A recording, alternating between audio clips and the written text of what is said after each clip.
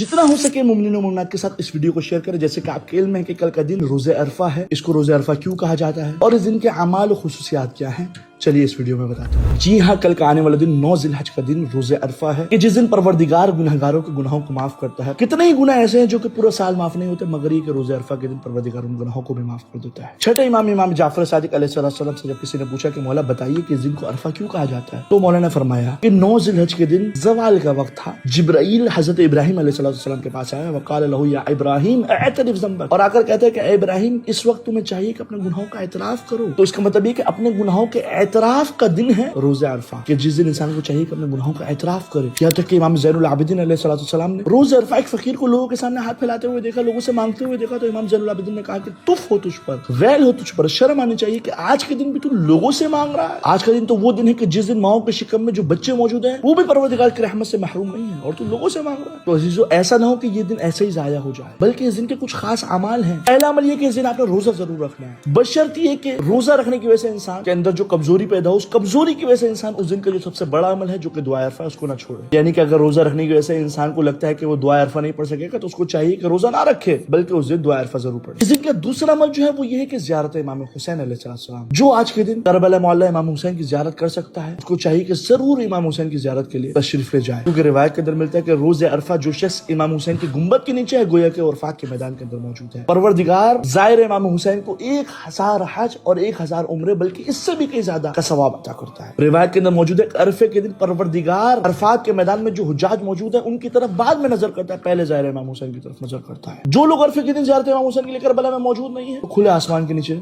अपने सर के ऊपर हाथ रखे, एक मरतबा अगर ये कहता अस्सलाम अलैका या अबा अब्दुल्ला, या ज़ियारत इमाम हुसैन पढ़ ले, तो उसको ज़ियारत इमाम हुसैन का सवाब मिलेगा। तीसरा अमल जो इस दिन का वो ये कि इंसान ज़वाल से पहले गुस्ल अंजाम दे के रोज़े अरफा के दिन का गुस्ल करती हूँ कुर्बतन लिल्लाह, और ये गुस्ल जो है उसकी नमाज के लिए भी काफी है, बल्कि नमाज के लिए वुजू करने की जरूरत नहीं है। और चौथा अमल जो इस दिन का वो ये कि इंसान ज़ोहर असर की नमाज पढ़ने के बाद जब फारिग हो जाए, तो खुले आसमान के नीचे जाए और 2 रकत नमाज पढ़े, इस नियत के साथ कि 2 रकत नमाज पढ़ता हूँ अरफे के दिन की कुर्बतन लिल्लाह, अपने गुनाहों का एतराफ करे कि परवरदिगार मैंने ये फला फला गुनाह किए। 2 रकत नमाज फजर की तरह, पहली रकत के अंदर सूरह अल-हम्द के बाद कुल हुवल्लाह, और दूसरी रकत के अंदर सूरह अल-हम्द के बाद कुल या अय्युहल काफिरून। पांचवा अमल जो इनका वो ये है कि इंसान नमाज अमीरुल मोमिनीन जरूर पढ़े। नमाज अमीरुल मोमिनीन क्या है? 4 रकत नमाज है, 2 रकत करके 2 सलाम के साथ पढ़ी जाएगी।